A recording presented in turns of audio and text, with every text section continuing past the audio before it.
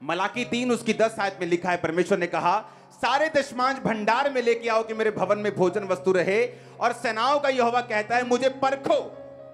एक मात्र वचन है बाइबल का जहां परमेश्वर कहता है मुझे परख, मुझे टेस्ट करके देखो कि मैं तुम्हारे ऊपर अपरंपार आशीष की वर्षा करता हूं कि नहीं, और आकाश के झरोखे खोलकर तुम्हारे लिए आशीषों की बारिश करता हूं कि नहीं करता। झरोखे का मतलब है, अगर आप इसे इंग्लिश में पढ़ते हैं तो विंडोज। विंडोज का मतलब है इब्रानी भाषा में sluice gate, dam gate. Dam के पीछे पानी होता है। जैसे पंजाब में जब बाढ़ आई थी तो बार बार मैसेज आते थे कि बांध का पानी छोड़ने लगे हैं, बांध का पानी अभी छोड़ देंगे, बाढ़ आ जाएगी। तो बांध के पीछे तो पानी है, लेकिन जब विंडोज नहीं खुलेंगी, स्लूस गेट नहीं खुलेगा तो पानी आगे नहीं जाएगा। परमेश्वर ने कहा मेरे पास तो बहुत पैसा है, लेकिन जब तुम टाइथ नहीं दोगे मैं वो ब्रेक लगा के रखूंगा, स्लूस गेट बंद रखूंगा। जैसे ही तुम टाइथ दोगे मैं वो स्लूस गेट खोल दूंगा, डैम गेट खोल दूंगा, और तुम्हें बरकतों के तरह वो पैसा जो है तुम्हारी लाइफ में जाएगा। अब मेरी बात ध्यान से समझो, इसमें भी एक चीज समझने वाली है। जो लोग सिर्फ ये सोच के बो रहे हैं कि मुझे बरकत मिलेगी, मैं बीज बोता हूं, मेरा घर बन जाए मैं बीज बोता हूं, ये भी गलत रीति से बीज बोना है। क्योंकि जीसस ने क्या कहा? जीसस ने कहा, मत्ती के वचन को पढ़ेंगे 6 उसकी 31 से 33 आयत, तुम चिंता ना करना क्या खाएंगे, क्या पिएंगे, क्या पहनेंगे, क्योंकि अन्य जातियां इन्हीं वस्तुओं की खोज में रहती हैं, परंतु तुम्हारा स्वर्गीय पिता जानता है कि तुम्हें इन वस्तुओं की जरूरत है। इसलिए पहले तुम परमेश्वर के राज्य और उसके धर्म की खोज करो, ये वस्तुएं भी तुम्हें मिल जाएंगी। परमेश्वर ने कहा जब तुम टाइथ दो, सदूकी और फरीसी सौंफ और जीरे का टाइथ लेके आए, जिनको लगता है कि टाइथ नए नियम के अनुसार नहीं है। तो जब जीसस ने देखा विधवा को बोते हुए, सौंफ का दशमांश लाते हुए, तो जीसस ने कहा अच्छा करते हो कि टाइथ देते हो, न्याय, दया और विश्वास को भी पकड़े रहो। जीसस ने भी टाइथ की वैल्यू को बाइबल में समझाया कि जब तुम टाइथ दोगे, परमेश्वर कहता है मैं तुम्हारे कच्चे फलों को झड़ने नहीं दूंगा। इसका मतलब तुम्हारे प्रोजेक्ट्स मैच्योर होंगे, जो नई दुकान खोली है वो चलेगी, नई जॉब है तुम बरकत पाओगे। एक व्यक्ति क्रिश्चियन था, वही सेम चर्च जाता था, लेकिन परमेश्वर के वचनों में पूरी तरह से वफादार नहीं था। उसने कहा कि मैं परमेश्वर के साथ फेथफुल नहीं रहा, मेरी जॉब चली गई। फॉरेन में ये प्रॉब्लम बहुत होती लोगों के साथ, जब जॉब चली जाती है फॉरेन में तो उनको अनएम्प्लॉयमेंट एक फंड मिलता है, सरकार उनको थोड़े पैसे देती है खाने पीने के। तो उसने कहा कि मैं जब, कहता मैं सड़क पे खड़ा होके, अब की टेस्टिमनी है ये, कहता सड़क पे खड़ा होके प्रभु से क्वेश्चन करता था। कहता मैं क्रिश्चियन था, कहता मेरी जॉब चली गई, मेरे बच्चे भूखे रहने लगे, हम वो खाना लाने लगे जो बहुत ही सस्ता है, वो चीजें खाने लगे, मैगी खा ली, ऐसी चीजें खा ली। कहता इतनी मुश्किल हो गई, कहता सड़क पे चौंक पे खड़े होके मैं प्रभु से ऐसे हाथ करके पूछता था कि वाई लॉर्ड वाई, कि मेरे साथ ऐसा तू क्यों कर रहा है। कहता कोई जवाब नहीं आता था। कहता एक जगह मैं बैठा, मेरे पास छोटी बाइबल थी, मैंने पढ़ना शुरू किया, मलाकी के वचन को पढ़ा तो वहां लिखा था कि अगर तुम परमेश्वर को लूटोगे, तो जीसस ने कहा तुम मुझे लूटते हो, दशमांश में और उठाने की भेंटों में तुम पर भारी श्राप पड़ा है। उसको अपनी गलती समझ आई कि मैं क्रिश्चियन तो हूं, लेकिन अगर मैंने वचन पूरा नहीं किया तो मैं काहे का क्रिश्चियन हूं। कहता मैंने टाइथ देने का फैसला किया, पता किस में से? जॉब नहीं मिली अभी, अनएम्प्लॉयमेंट फंड जो थोड़े से पाउंड डॉलर मिलते हैं उसमें से टाइथ देने का फैसला किया। मान लो 400 पाउंड मिलता है महीने का, या 600 डॉलर मिलते हैं, तो $60 देने का महीने का फैसला किया। कहता 1 महीना, 2 महीने, 3, 4, 5 लगातार मैं टाइथ देता गया। कहता फिर भी कुछ नहीं हुआ। कहता एक दिन मेरे को गुस्सा आ गया अपनी लाइफ की सिचुएशन देख के कि क्रिश्चियन हूं, वचन पूरा कर रहा हूं, अब तो टाइथ भी दे रहा हूं। कहता मैंने वचन बंद कर दिया, फिर मैंने टाइथ देना कहता बंद कर दिया। जब उसने फिर टाइथ देना बंद कर दिया तो चीजें फिर नहीं सुधरी, तो परमेश्वर उसको फिर वचन के बीच में लेके गया। अब क्रिश्चियन था तो बाइबल से दूर तो जा नहीं सकता था, तो परमेश्वर ने उसे बाइबल का लॉ समझाया कि बाइबल में जब एलिया ने उस विधवा को कहा कि वो थोड़ी सी रोटी मुझे दे, तो क्यों परमेश्वर ने ऐसा कहा? जब अलीशा ने कहा, जब एक औरत के ऊपर कर्जा था, कि तेरे घर में क्या है, उसने कहा थोड़ा सा तेल है, उसने कहा बहुत से बर्तन लाकर उस तेल को उंडेल देना। तो परमेश्वर ने उसे समझाया कि चाहे तेरे पास थोड़ा है टाइट, लेकिन अगर तू नहीं बोएगा तो ये मेरा लॉ है कि अगर तू बोएगा नहीं, तू काटेगा नहीं, तू जितना मर्जी बड़ा प्रेयर वॉरियर है, तू जितना मर्जी बड़ा क्रिश्चियन है, जितनी मर्जी अच्छी प्रेयर आती है, टंग्स आती है, गैर भाषा आती, लेकिन तू बरकत नहीं पा सकता। मुझे अपनी याद आ गई ये टेस्टिमनी सुन के, मैं भी ऐसे ही करता था, टाइट के मामले में नहीं, लेकिन हीलिंग के मामले में। प्रेयर करी जानी, फास्टिंग करी जानी, जब नहीं हील होना 2 साल 1.5 साल, फिर नाराज हो जाना प्रभु से, प्रार्थना करनी बंद कर देनी 2 दिन 3 दिन, फिर समझ आने की नहीं, शैतान और घेर लेगा और बुरी हालत हो जाएगी, अटैक होने शुरू हो जाने शैतान के, फिर वापस प्रेयर में आ जाना। तब मुझे समझ आ गई कि मुझे ऊंट फिर पहाड़ के नीचे आएगा, तो चुप करके लगे रहो, जब परमेश्वर ने हील करना वो कर देगा।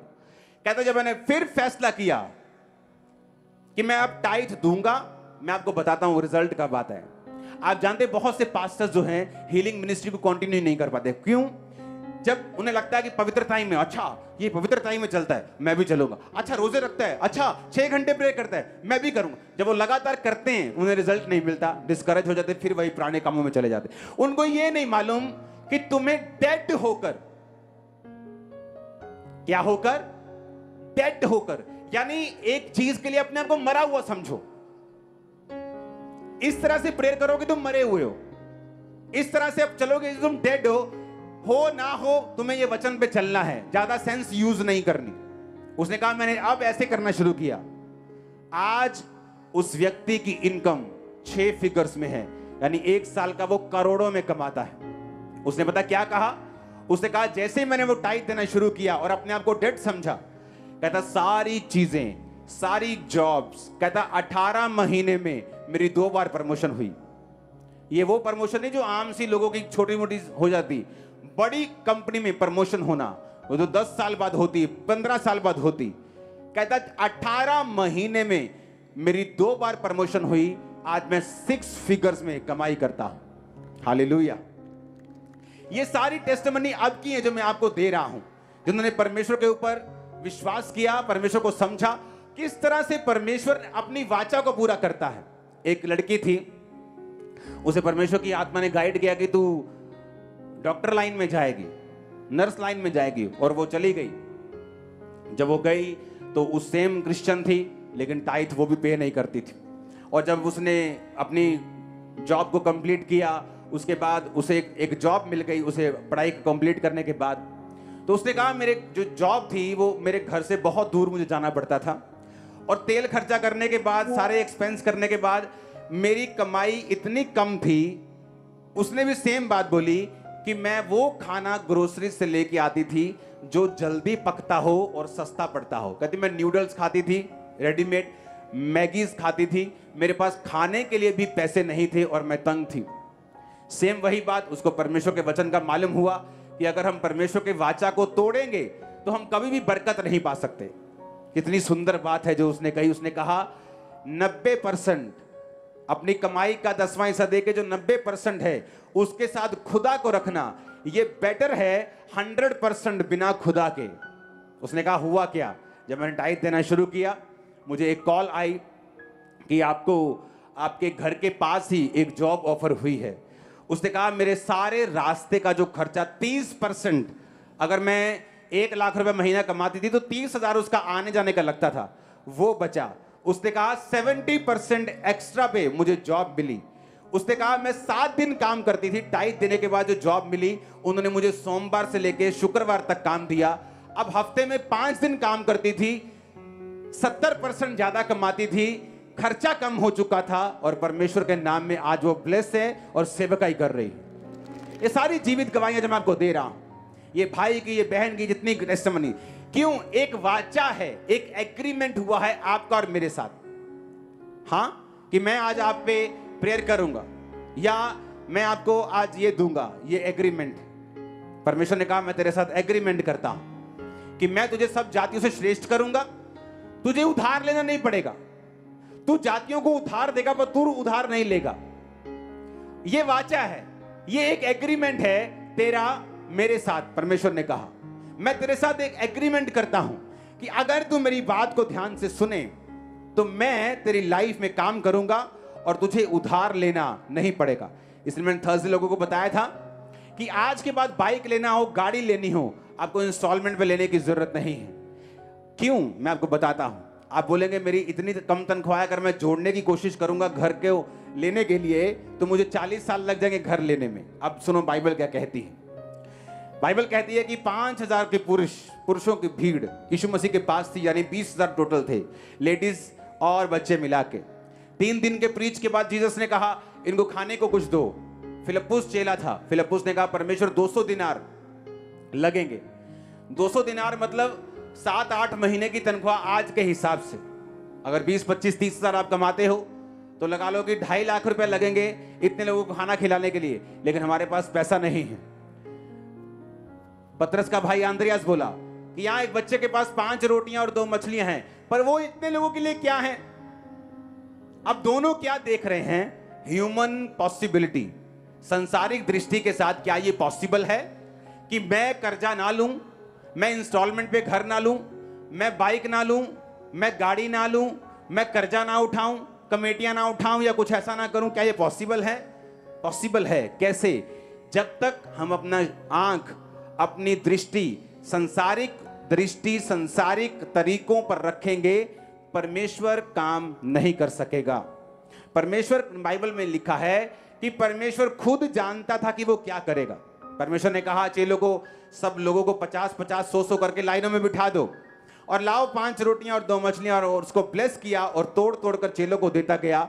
और बाइबल कहती 20,000 लोगों ने खाया। 5,000 तो पुरुष थे, कभी 5,000 कभी 4,000, और 12 टोकरियां उनमें से बच गईं। हालेलुया। इसका मतलब क्या?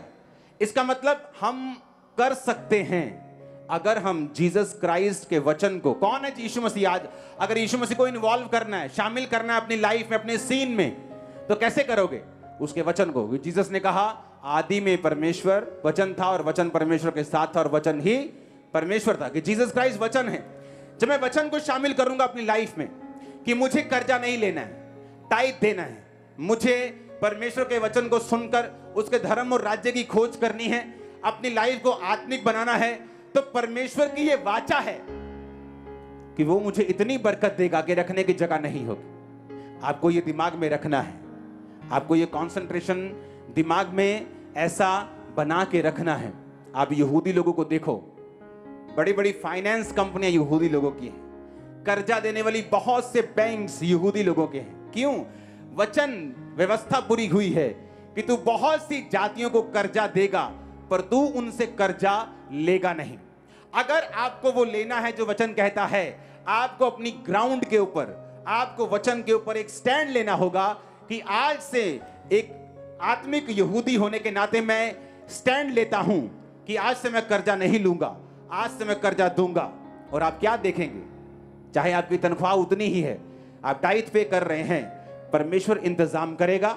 आप वही बाइक्स लेंगे कैश चेक्स में, वही गाड़ियां लेंगे फुल पेमेंट के साथ, वही घर बनाएंगे। आप देखेंगे यीशु के नाम में आमीन ऊंचा चाहिए चर्च। नीति वचन 23 उसकी 4 में क्या लिखा? उसने कहा धनी होने के लिए परिश्रम ना करना, अपनी समझ का भरोसा छोड़ना। क्या लिखा? एक तरफ परमेश्वर कहता है कि मैं तेरे हाथों के कामों पर बरकत दूंगा, एक तरफ परमेश्वर कहता है कि I will give you power to get wealth, और एक तरफ कहता है धनी होने के लिए परिश्रम ना करना और अपनी समझ का भरोसा छोड़ना। क्योंकि धनी होने के लिए आपको वो परिश्रम नहीं चाहिए जो लोग करते हैं, दिन और रात की किच किच पिच पिच जो वो करते हैं। आपको वचन के ऊपर चलना है। आप एक टाइगर को अगर देखेंगे जो टाइट देते हैं, आप अगर उनको देखेंगे वो मेहनत नहीं करते जो लोग करते हैं, लेकिन उनका रिजल्ट उनसे कहीं ज्यादा है, कहीं अधिक ज्यादा, क्योंकि परमेश्वर उनकी मेहनत के ऊपर बरकत दे रहा है, उनकी फिजूल खर्चियों को खत्म कर रहा है। अगर आप अपनी जिंदगी का हिसाब लगाएं, जितना टाइट हमने नहीं दिया, और कुछ सालों में अगर हम अपनी फिजूल खर्चियों को उन सालों में देखें, वो उनसे ज्यादा निकलेंगी जो टाइथ हमने परमेश्वर को देना था। हम हॉस्पिटल में खर्चा करने के लिए तैयार हो जाते हैं, लेकिन टाइथ पे नहीं करते। कर्ज हमारे ऊपर लेने के लिए तैयार हो जाते हैं, लेकिन टाइथ पे नहीं करते। हालेलुया। एक औरत की गवाही मैंने आपको थर्सडे दी थी कि एक बिजनेसमैन औरत थी कि जब बिजनेस चल रहा था तो उसने कहा कि मैं क्रिश्चियन थी लेकिन टाइथ पे नहीं करती थी। सब कुछ ठीक था, थोड़े बैंक से लोन था, सब कुछ अच्छा चल रहा था। अचानक एक रिसेशन आया, थोड़ा डामाडोल हुआ, बिजनेस कम हो गया, लोन बढ़ गया, बैंक का लोन बढ़ गया, थोड़ी सारा गड़बड़ हो गई, लेकिन फिर भी ठीक था। अपने फैमिली के साथ खाना पीना। कहते ये नहीं कि मैं टाइथ नहीं देती थी तो मेरी इंस्टॉलमेंट नहीं जा रही थी, इंस्टॉलमेंट जा रही थी, बिजनेस में कमाई आ रही थी, पर कहती उस कमाई से इंस्टॉलमेंट देते देते मेरी पूरी जिंदगी बीत जाती, लेकिन वो लोन खत्म नहीं होता। अगर मैं 40 की हूं तो 70 की हो जाती तो भी वो लोन खत्म नहीं होता। वो इतना करोड़ों में लोन चला गया था। पर कहती सब वैसे सब ठीक था, लोन चल रहा था, इंस्टॉलमेंट चल रही थी, ऐसे नहीं कि मैं टाइथ नहीं देती थी, कुछ ऐसे ही हाहाकार मच गई थी। लेकिन मुझे ये मालूम था कि मेरी लाइफ में कर्ज ऑपरेट कर रहा है, श्राप ऑपरेट कर रहा है। उसने कहा जब मैंने वचन को पढ़ा, वो वचन भी कैसे मालूम हुआ उसको, उसने बुक्स पढ़नी शुरू की मनी के ऊपर। तो नेचुरली जो वो बुक्स पढ़ने लगी मनी के ऊपर, तो वो उन ऑथर्स ने लिखी थी जो बाइबल पे विश्वास करते थे। और जब वो बुक्स पढ़ने लगी और बाइबल पे विश्वास करने वाले ऑथर्स की बुक्स पढ़ने लगी, तो उन्होंने मेंशन किया था कि ये लॉ है प्रकृति का कि किसान चाहे रोए चिल्लाए, दुखी हो जाए, मर जाए, आत्महत्या कर ले, बिना बीज के उसके फसल नहीं हो सकती। वो जाएगा, बीज बोएगा तो फसल होगी। बहुत से प्रेयर वॉरियर अब टूटे हुए क्यों होते फाइनेंशियली? उन्हें लगता है हम बहुत प्रेयर करते हैं, 8 घंटे प्रेयर करते हैं। कुछ पास्टर्स भी 6-6 घंटे प्रेयर करके फाइनेंशियली बरकत नहीं पाते। क्यों? क्योंकि प्रेयर करना आपकी बरकत फाइनेंशियली का कारण नहीं बन सकता, क्योंकि प्रेयर करना एक अलग मसला है, बीज बोना एक अलग मसला है। मेरी बात को ध्यान से समझना, ये एक लॉ है। अगर आप लॉ को तोड़ेंगे, आप इमोशनली बोल सकते हैं खुदा पैसा नहीं देखता, लेकिन एक्चुअल में ऐसा नहीं है। बाइबल कहती है उसने विधवा को 2 दमड़ियां डालते हुए देखा और बोला वो अमीर जो अपने 5 लाख की इनकम से 500 बो के गया है वो श्रापित है, लेकिन वो विधवा जो अपनी सारी कमाई में से चाहे वो 50 पैसे ही हैं, छोड़ो यार तुम। आज एक बंदा यहां चर्च में बैठा है जिसकी जेब में 10 रुपए हैं, वो 10 ही डाल के जा रहा है। और एक बंदा जो लाख रुपए है उसकी जेब में, वो 500 डाल के जा रहा है। वो 500 वाला ब्लेस नहीं, मैं आपको बता रहा हूं, सच कह रहा हूं। चाहे उसकी ऑफरिंग उससे 50 गुना ज्यादा है, परमेश्वर ऑफरिंग नहीं देख रहा, तुम्हारे पास क्या है और तुम कितना दे रहे हो, उस हिसाब से परमेश्वर देख। ये लॉ है, आप तोड़ेंगे आपकी मर्जी है। इसहाक आया, इसहाक कहता मेरे बेटे मैं तुझसे प्यार करता हूं एसाव, याकूब से ज्यादा, मैं तुझे कुछ देना चाहता हूं, आशीर्वाद। ऐसा कर जा और मेरे मन पसंद का शिकार करके मीट मुझे खिला, तुझे आशीर्वाद दूं। जब हम ये सीन देखते हैं हमें लगता है कोई भूखड़ बंदा जिसने रोटी ना देखी हो वो कह रहा है। ऐसे लगता है ना कई बार कि एक भूखा बंदा मिला, बोल रहा है भाई साहब कुछ खिला दो, हैं रब तानू बरकत दूंगा। ये भूखा बंदा है। जिस इसहाक की मैं बात कर रहा हूं उसकी वेल्थ इतनी थी कि राजा लोग उससे जेलसी करते थे। लोग जो राजे के करीब मंत्री होते थे वो राजा को सलाह देते थे कि भाई साहब आप इसहाक को अपने देश से निकाल दो, क्योंकि अच्छा नहीं है कि एक बंदा आपसे भी अमीर हो, एक बंदा गवर्नमेंट से भी अमीर हो, कल को पूरी सल्तनत पे कब्जा कर लेगा, इतना इन्फ्लुएंस वाला बंदा है, इसको निकाल दो। इसहाक इतना इन्फ्लुएंशियल, इतना ब्लेस्ड, इतना अमीर था, लेकिन जब बरकत देने की बारी आई अपने बेटे को तो क्या बोला? कुछ लेके आ, कुछ लेके आ। क्या चाहिए? शिकार का मीट लेके आ। हालेलुया।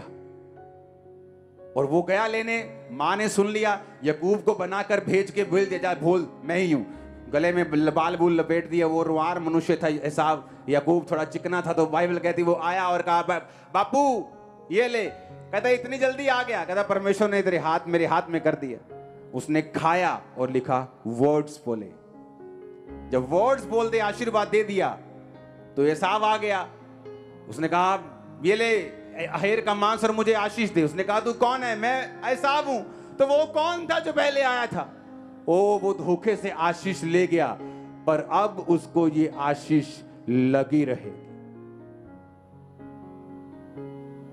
बोना, और ये लॉ है, कवनेंट है, तोड़ेगा नहीं परमेश्वर। उसने बाप की लाइफ में बोया, बाप ने रिसीव किया, वर्ड्स दिए, उसने कहा अब ये चेंज नहीं हो सकते।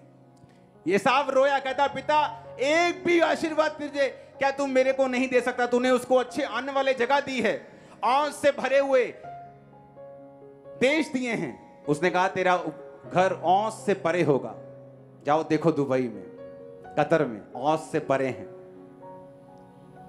पर जब तू स्वाधीन हो जाएगा अपने तलवार के बल से, जाओ देखो उन देशों को। एक ही अब्राहम की संतान है, एक औंस से भरे देश में रहते हैं, दूसरे बिना औंस के। वर्ड्स, और कहां से निकले थे? लॉ है। आप नहीं बोएंगे, आप अच्छे हैं, आप भले हैं, आप बेस्ट हैं, खुदा काम नहीं करेगा। आप सेवा करते हैं दिन रात, मैंने कहा आपने ब्लड दे दिया अपना, लेकिन अगर आपको फाइनेंशियल बरकत चाहिए, आपको लॉ फॉलो करना पड़ेगा। ये वाचा के नीचे है। परमेश्वर अपनी वाचा को तोड़ेगा नहीं, वो अपनी वाचा को खराब नहीं होने देगा, वो अपनी वाचा से पीछे नहीं हटेगा। हालेलुया। वो अपनी वाचा जो परमेश्वर ने एक बार बोल दिया है ना, परमेश्वर उससे पीछे नहीं हटेगा। लेकिन उस वाचा का एक एग्रीमेंट जो है, उसके टर्म्स एंड कंडीशंस हैं। हालेलुया। एलिया देख लो, अलीशा देख लो, इजहाक देख लो, अब्राहम। बाइबल कहते जब मलकीसेदेक के याजक को मिला, कौन था मलकीसेदेक? ना जिसका बाप ना मां ना वंशावली, कौन था वो? Jesus Christ. व्यवस्था बाद में आई टाइथ देने की, वो टाइथ पहले से देता था। टाइथ व्यवस्था के पहले भी था, व्यवस्था में भी था, व्यवस्था के बाद जीसस क्राइस्ट के जमाने के बाद भी है। हालेलुया। कितने इन बातों को समझ रहे हैं? उसने कहा जब तू ये रूल फॉलो करेगा, मैं ये मेक श्योर करूंगा कि तू कर्जा नहीं लेगा। मैं मेक श्योर करूंगा कि तेरे पास इतनी आशीष होगी कि रखने की जगह नहीं होगी। मैं ये मेक श्योर करूंगा जो एग्रीमेंट मेरा तेरे साथ हुआ है, मैं उसे पूरा करूंगा, कि मैं उसे तोड़ता नहीं हूं, मैं अपनी वाचा से हटता नहीं हूं। Hallelujah, hallelujah. उस औरत ने बोना शुरू किया, वचन पढ़ा, और वचन भी कहां से मिला? बुक्स से। बाइबल से नहीं पढ़ा, बुक्स पढ़नी शुरू की कि मैं बिजनेस वुमेन हूं, मेरा बिजनेस अच्छा नहीं चल रहा, करोड़ों का कर्जा हो चुका है, तो let me learn something from books. Books पढ़नी शुरू की, तो वो क्रिश्चियन ऑथर्स की थी, उन्होंने टाइथ मेंशन किया। कहती जब मैंने टाइथ देना स्टार्ट किया, कहती आप यकीन नहीं करोगे, वो लोग जो मुझे यकीन भी नहीं था मुझे फोन करने लगे, जो कस्टमर्स मेरे जा चुके थे मुझे ऑर्डर देने लगे, ऑर्डर इतने बढ़ने लगे, हमें अपना काम बढ़ाना पड़ा। कहती दिनों के अंदर जो कर्जा मेरे 30-40 साल की उम्र में नहीं बीता, वो कर्जा कभी खत्म हो गया। आज मैं मल्टी मिलियनर हूं, आज मैं करोड़ों में कमाती हूं। और देखो जर्नी शुरू हुई 2008 से पहले। खुदावन ने उससे कहा मेरी बेटी तू टाइथ देती? उसने कहा हाँ। खुदा ने कहा तू टाइथ नहीं देगी, इसको डबल करेगी। उसने कहा मुझे समझ नहीं आया, क्योंकि मेरा टाइथ ही लाखों में होता है, एक तरह से करोड़ों में होता है साल का, तो मुझे लगा डबल, उसे झटका लगा कि डबल क्यों करना है। उसे मालूम नहीं था क्या होने वाला है। उसने प्रभु की बात को सुना, उसे रिजल्ट दिख गया था, टाइथ को डबल कर दिया। 2008 का रिसेशन आया, आपको मालूम होगा जितने बिजनेसमैन लोग हैं। जब अमेरिका में एक मंदी आई थी, पूरी दुनिया में एक मंदी आई थी, इंडिया में वो मंदी इतनी नहीं चली थी, लेकिन पूरी दुनिया में इतनी मंदी थी। कहती मेरे आसपास के सारे बिजनेस फिनिश हो गए, जीरो पे चले गए। कहती मैं एक ऐसी औरत थी, बिजनेस वुमेन थी, जिसका बिजनेस उस मंदी में भी फलवंत हुआ, और 1 रुपए का लोन हमने नहीं उठाया, लोन फ्री, ब्लेस्ड, करोड़ों में मल्टी मिलियनर वुमेन है, आज भी जिंदा है। हालेलुया। परमेश्वर साबित करना चाहता है अपने वचन को, वो प्रूफ करना चाहता है कि जो वचन वो आपसे कहता है वो पूरा है, पक्का है, और वो आपकी लाइफ में पूरा होगा। हालेलुया।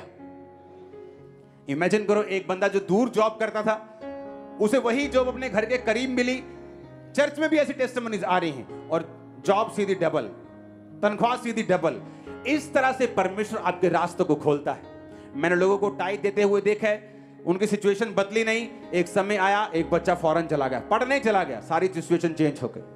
आप जल्दी चेंज होने वाले हैं। मैं आपका आमीन ऊंचा सुनना चाहता हूं। मैंने कहा मैं आपका आमीन ऊंचा सुनना चाहता हूं। Hallelujah, hallelujah. आप जानते हैं कर्जा लेना श्राप के नीचे है। मैं आपको सच कह रहा हूं, यह चर्च लोन फ्री है।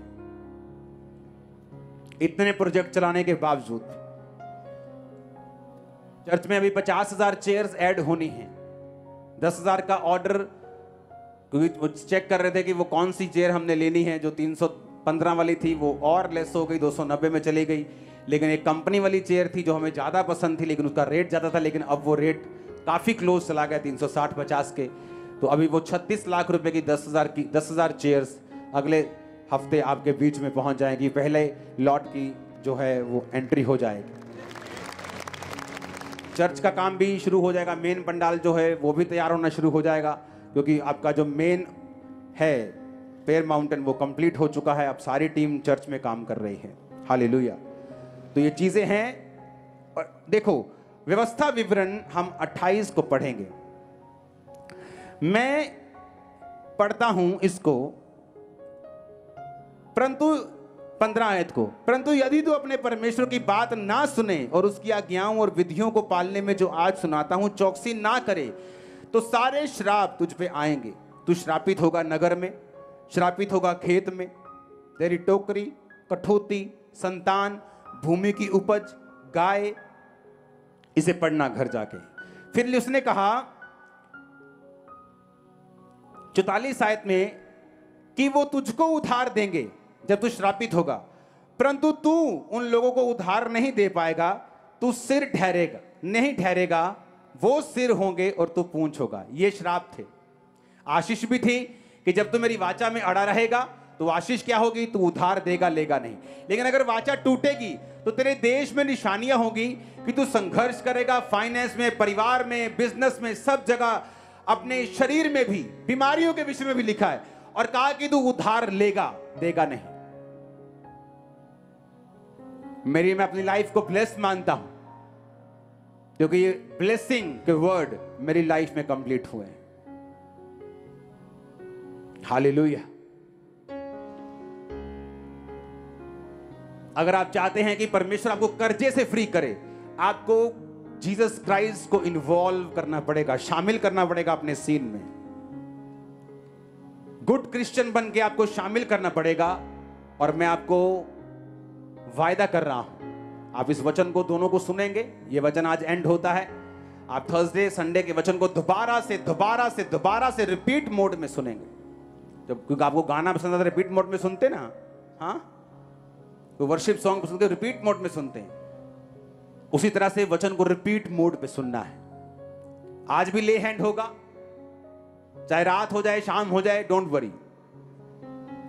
और मैं आपको बता रहा हूं, आपकी जनरेशंस इस वचन से बरकत पाएंगे। जनरेशंस तक, आने वाले पोते पड़पोते, परिवार में आपके रूल बन जाएगा, आप कर्जा नहीं लेंगे। आपको मालूम होगा कि यह वचन के खिलाफ है किसी से मांगना, देना 200 रुपए, देना 400 रुपए। अगर मालूम है संडे के लिए किराया चाहिए तो मैं मंडे से जोड़ूंगा। खुदा को बोलूंगा, खुदाबंद मैं टाइदर हूं, दशवान देने वाला हूं, मेरे जीवन में ये वर्ड पूरे होने चाहिए, मैं तुझे फॉलो करने वाला इंसान हूं। क्योंकि परमेश्वर ने कहा अगर तुम बीज बोवोगे और जमीन की रक्षा नहीं करोगे, व्यभिचार में चले जाओगे, गलत काम करोगे, तो बीज फल नहीं लाएगा। और ये लॉ है, तुम्हें पसंद आए ना आए, कि तुम बोओगे तो काटोगे। ये लॉ है। परमेश्वर अपने लॉ को, वाचा को तोड़ता नहीं। एग्रीमेंट है परमेश्वर का आपके साथ कि वो आपको श्रेष्ठ करेगा। मैं आपको बता रहा हूं, मेरी बात को कान खोल के सुनना। एक समय आएगा आप अपने बॉस से भी अधिक अमीर होंगे। याद रखना आज मेरी बात को, याद रखना। ये खुदा ने आपसे कहा था, मैंने नहीं कहा। होली स्पिरिट आपसे बात कर रहा है। होली स्पिरिट आपसे बात कर रहा है। तुम अपने बॉस से भी अधिक अमीर होंगे फ्यूचर में। आप मेरी बात समझ रहे कि नहीं? आज से ऐसे क्रिश्चियन बनना, वचन पे खड़े रहना। खुदावंद आपको बरकत दे, आपकी हदों को बढ़ाए।